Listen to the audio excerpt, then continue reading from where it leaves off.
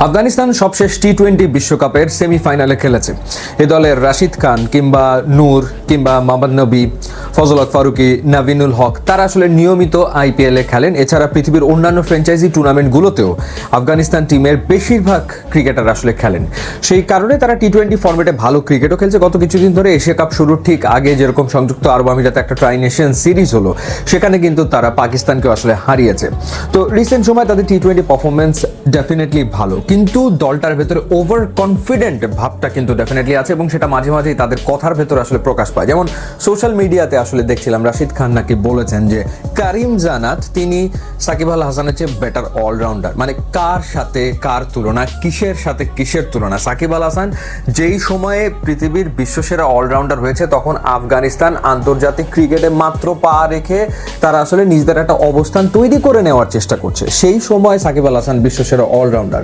তো all of a sudden এরকম একটা মন্তব্য করে বসা যে কারিম জানাত তিনি সাকিব আল হাসানের চেয়ে বেটার অলরাউন্ডার, এটা সত্যিকার অর্থেই হাস্যকর। বা আফগানিস্তান টিমের পক্ষ থেকে বলা হয়েছে বা রাশিদ খান বলেছেন যে এশিয়ার দ্বিতীয় সেরা দল হচ্ছে আফগানিস্তান, এরকমটাও তারা বলেছে। Over confident.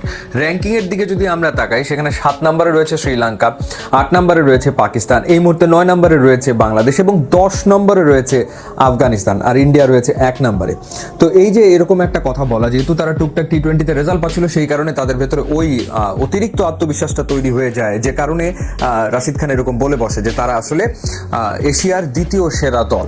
এর আগে তারা একবার বলেছিল যে তাদের দল পাকিস্তান টিমের চেয়ে আসলে বেটার। ইনফ্যাক্ট টি-20 ওয়ার্ল্ড কাপ যেটা সংযুক্ত আরব আমিরাতে হয়েছিল, সেখানে সার্জে পাকিস্তান আর আফগানিস্তানের ম্যাচে আফগানিস্তান এবং পাকিস্তানের দর্শকদের ভেতরে ব্যাপক হাঙ্গামাও ঘটেছিল। এরকম ঘটনাও আসলে ঘটেছিল, কারণ অতিরিক্ত কনফিডেন্সের কারণে এক ধরনের হামবড়া ভাব দলটার ভেতরে তৈরি হয়েছে, কিংবা দলের সমর্থকদের ভেতরে আসলে তৈরি হয়েছে। কিন্তু বাস্তবতা একেবারেই ভিন্ন।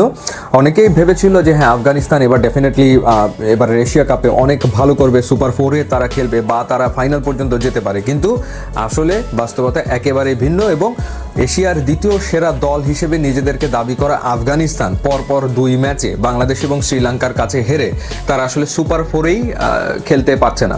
সো এই কারণে এই ব্যাপারটা খুবই গুরুত্বপূর্ণ যে ওভার কনফিডেন্ট না থাকা বা এই অযথা অহংকার যেটা করা, সেই অহংকার সবসময় পতন যে ডেকে আনে। এবারের এশিয়া কাপে আফগানিস্তান দলের ক্ষেত্রে আসলে সেটাই আমরা দেখলাম। কোনো সন্দেহ আসলে নাই যে খুবই ট্যালেন্টেড একটা দল, বিশ্বমানের 3-4টে স্পিনার এই টিমে রয়েছে। তাদের দলের ব্যাটিং অর্ডারের দিকে তাকালে সেখানে নাজিবুল্লাহ জাদরান কিংবা রহমানুল্লাহ গুরবাজের মতো ক্রিকেটারও রয়েছে। তারপরেও তারা আসলে এই যে সাফল্য পেল না, সেটা না পাওয়ার কারণ হচ্ছে দলটা আসলে ওভার কনফিডেন্ট ছিল এবং সেই ওভার কনফিডেন্ট থাকা দলের বিভিন্ন স্টেটমেন্টগুলো আমরা যখন দেখেছি, সেখান থেকে বোঝা যায় যে দলের ভেতরে এক ধরনের অহমিকা ভাব চলে এসেছিল, যে কারণেই মূলত এবারের এশিয়া কাপে আফগানিস্তানের আসলে পতন।